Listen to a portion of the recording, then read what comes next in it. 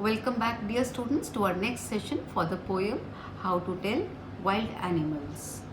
And I hope you all have enjoyed the humor in the poem How to Tell Wild Animals by Caroline Wells. The humor is actually unconventional and it gives a different perspective to create and enjoy humor. So let's come to the poetic devices now. So students, in the poem How to Tell Wild Animals, the poet has explained the characteristics of various wild animals in a very funny way. She has used language in a way that it generates humor. She has introduced the readers to various kinds of wild animals like Asian lion, Bengal tiger, bear, etc., explaining each of the animals in a very humorous way. And you have understood also. And now let's look at the literary devices. First of all, let's see the rhyme scheme. Clear? The rhyme scheme is A, B, A, B, C, C. It is followed like this: chance, advance, east, beast, dying, and lion. And then in stanza 2, it is round, ground, you, learn, discern. In the next stanza, view is rhyming with you, peppered, leopard, pain, again. Then in the next stanza, it is like this: yard, hard, there, bear, guess, caress. Then pray, may, non-plus, thus, smiles, crocodiles. And then the last, it is like this: small, all, thing, wing, tree, sea. So the rhyme scheme is A, B, C, C. Fine.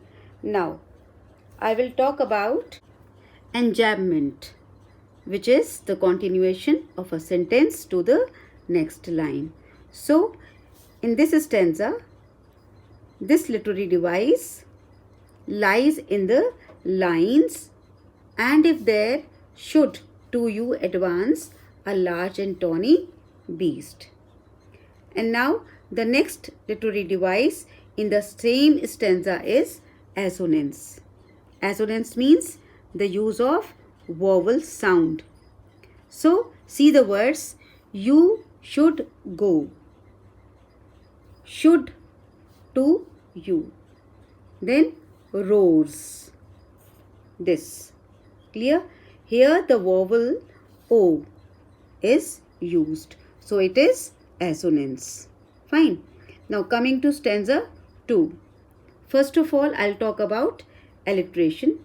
Alliteration is the repetition of a consonant sound at the start of two or more closely connected words. So look at the words roaming and round.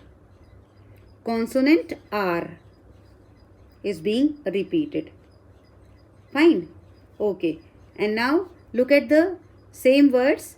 Here O is also being repeated.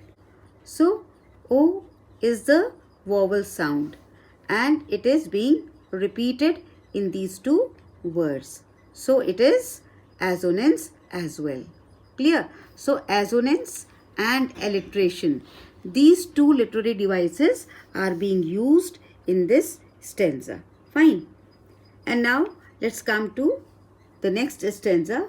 Again, alliteration, use of consonant sound H in the beginning of two words: he, has. Now in this stanza, the poet has taken the liberty to change the spellings in order to create rhyme or rhythm in the poem. Now look at the spelling of leapt. Clear? So the spelling should have been like this, but it is written like this. Then the same word is being repeated So it is repetition also. Use of lep, lep. Lep, lep word in the last line of the stanza. Now, the use of assonance can also be seen here in the words strolling, forth, you, whose, spots, do, no, good, to, roar. Why? Because of the vowel sound O being repeated. Fine. And now this L in lep and this L in lep. L is being repeated, so it is alliteration. Fine. Now let's move to stanza 4. Now look, here also the literary device enjambment is being used in these two lines. If when you are walking around your yard, you meet a creature there. And then we'll talk about alliteration, which is being used here in this stanza also. Look at these words. When and walking. W in when and W in walking. W is being repeated. It is alliteration. Then here also in hugs and hard, H is being repeated. This is also alliteration. And now in these three words, meet, creature and there, E, vowel E is being repeated. So this is assonance. Okay. Now one more alliteration. B, bear. B of B, letter B of B and letter B of bear. Clear? So it is what? Alliteration. Let's move to the next stanza now. Here also alliteration is being used in the words novice and nonplus. N is being repeated in both these words. Okay. Now the same literary device enjambment is being used here also in this stanza. Now look at the lines.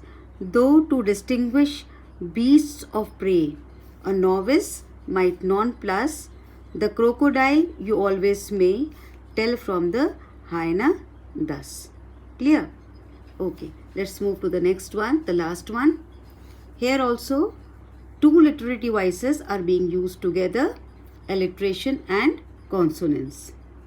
H is being used in he and H is being used in hasn't also. So this is alliteration. And then let's talk about consonants in these two words. G in single and G in wing. Fine. So this is what? Consonants. Fine. Okay. So we end up here only. Hope you enjoyed both the sessions for the poem How to Tell Wild Animals. Stay tuned. Thank you.